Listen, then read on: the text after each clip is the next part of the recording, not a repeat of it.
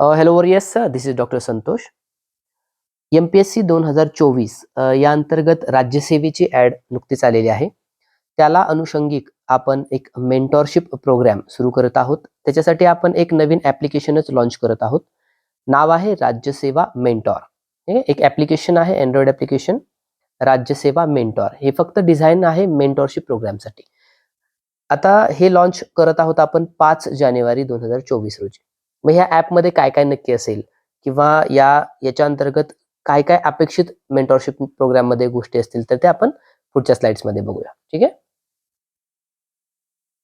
हा आपला ॲप्लिकेशनचा लोगो असेल, युअर सक्सेस नेव्हिगेटर. ॲक्च्युली ह्या टॅगलाईन प्रमाणेच आपण तुमच्या सक्सेसला नेव्हिगेट करण्यासाठी हा प्रोग्राम सुरू करतोय.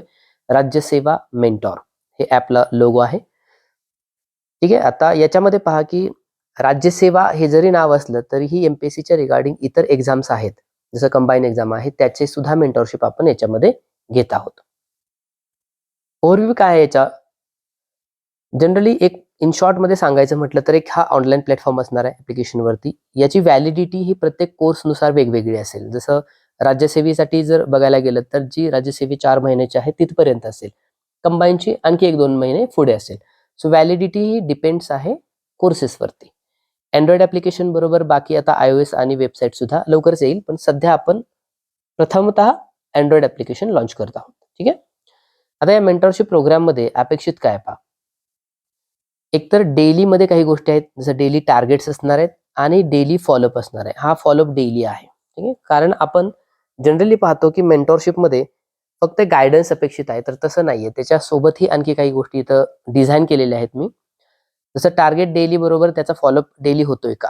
कारण आपण टार्गेट्स तर देतो, पण त्याचा फॉलोअप नसल्या कारणानं टार्गेट जरी दिले असले तरी ॲक्च्युली त्याचा बेनिफिट मिळत नाही जसा हवा तसा. सोबतच आपण वीकली सुद्धा टार्गेट्स डिझाईन करणार आहोत. त्याचं डिस्कशन हे वीकली असेल आणि एक वीकली टेस्ट असेल त्या सर्वावरती. म्हणजेच काय की एक आठवड्यामध्ये त्याचा परफॉर्मन्स आपण ट्रॅक करणार आहोत. जे डेली टार्गेट दिले जातात त्याच्याविषयी. आणि काही सम इम्पॉर्टंट लेक्चर्स जे की खूप महत्त्वाचे असतात, टू द पॉइंट बेसिक नेचर्सचे असतात, ते लेक्चर्स तुम्हाला इथं कॉम्प्लिमेंटरी असणार आहेत. इम्पॉर्टंट वाले लेक्चर्स. ठीक आहे. याचा वे कसा असणार आहे? सगळ्यात महत्त्वाची जी आपली एक एक्झाम आहे ही, ज्या पण एक्झामचा आपण मेंटरशिप जॉईन कराल त्याच्यामध्ये राज्यसेवा आणि कंबाईन सध्या तरी आहेत. अप्रोच आणि स्ट्रॅटर्जी या एक्झामच्या विषय असणार आहेत, युनिक स्टडी मेथड्सच्या माध्यमातून. स्टडी मेथड्स आपण डिझाईन केलेले आहेत. त्या स्टडी मेथड्स कदाचित आपल्याला माहिती असेल की प्रत्येकाची एक युनिक मेथड असते, परंतु या मेथड्सला अजून काही डायमेन्शन्स असतात. त्या डायमेन्शन्सचा वापर करून आपण आपल्या असलेल्या मेथडमध्ये काही सुधारणा करू शकतो का, त्याच्यासाठी आपण तिथं ऑप्शन्स देणार आहोत की हे स्टडी मेथड्स अशाही पद्धतीच्या असतात. मग त्याच्यामध्ये काही ट्रिक्स येतील, काही कन्सेप्च्युअल असतील, काही A1 मेथड आहे, काही A2 मेथड आहे राईट ब्रेनची. ही सगळ्या गोष्टी आपण पुढं बघणारच आहोत.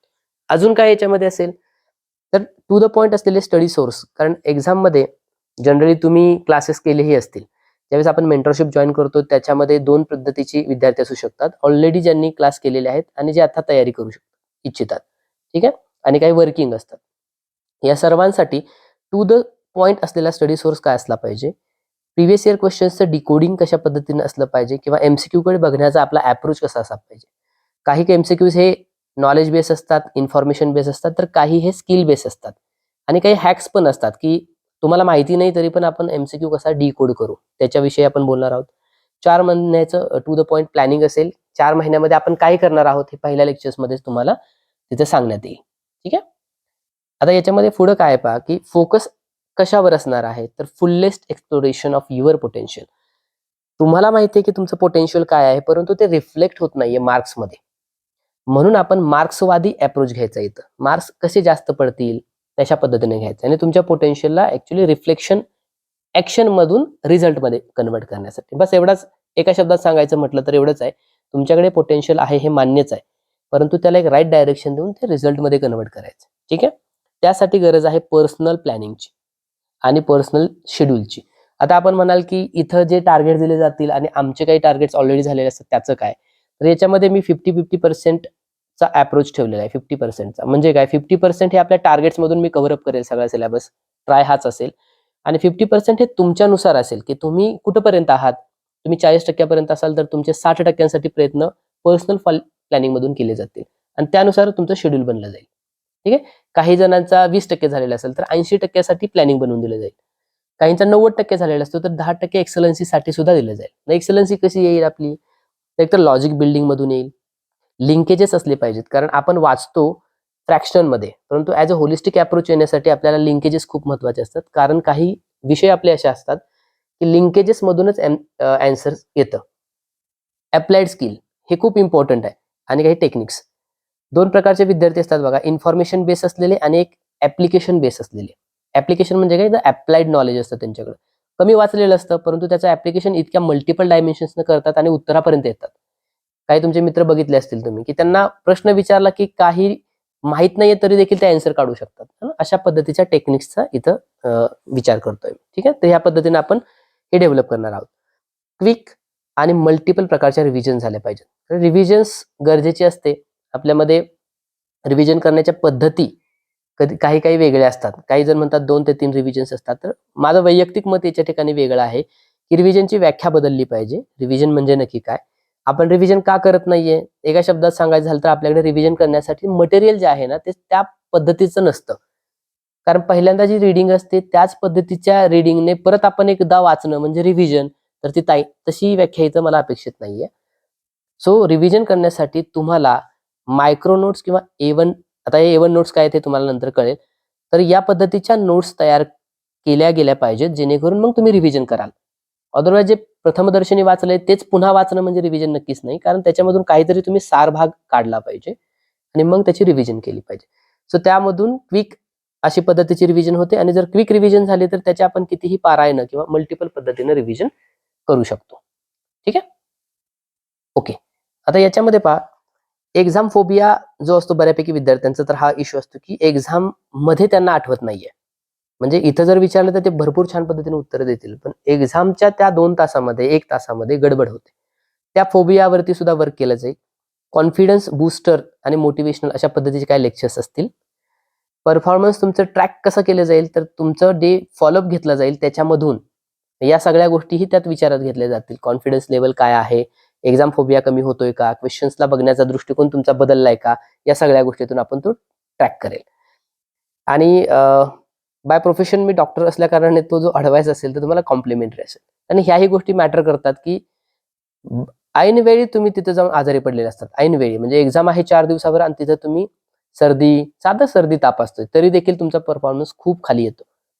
त्यामध्ये ड्युरिंग प्रिपरेशन किंवा ह्या मेंटरशिपच्या प्रोग्राममध्ये तुम्हाला जो डॉक्टर ॲडव्हाइस मिळेल, तो एकदम कॉम्प्लिमेंटरी असेल. ठीक आहे. बिनधास्त पद्धतीने विचारू शकता.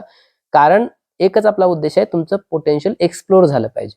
आणि अशा गोष्टी मग दूर करायला हव्यात, ज्यामुळे तुमचं पोटेन्शियल एक्सप्लोर व्हायला अडथळा निर्माण होतोय. त्याच्यामध्ये प्राईम कॉज असतं आपली health.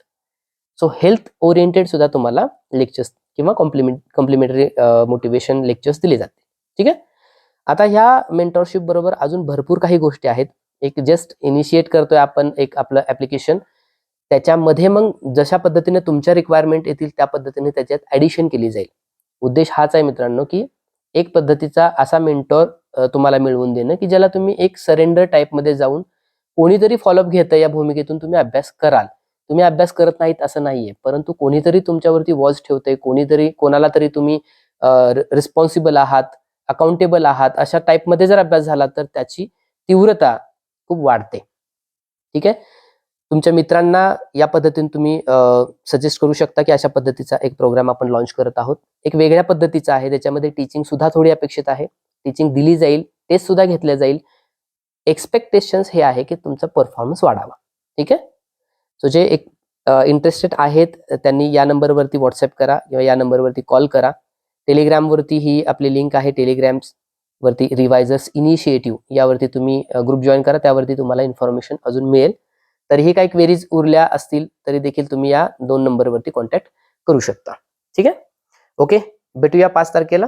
Thank you. Have a nice day.